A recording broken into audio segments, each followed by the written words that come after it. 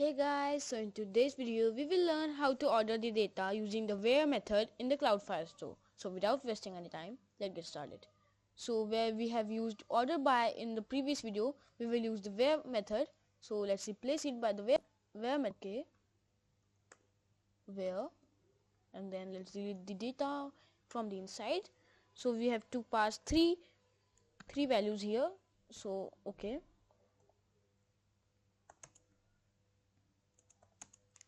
This method is used when you have to retrieve the certain data, like where the age from the age group, where the age is older than 18 or less than 13, you can use that. Okay, then in my Cloud Firestore database collection, we have three documents here, and they have one one key and value. So we will use the name here, name, and then the operator, equal to equals to, and then I will use cheese.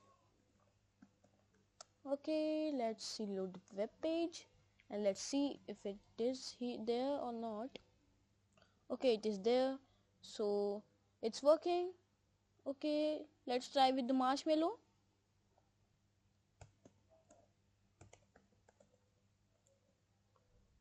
Okay, let's retrieve the marshmallow. Okay, we have our marshmallow. So if it is name, in some case we have to use name, so we will use greater or equals to. If it is older than 18,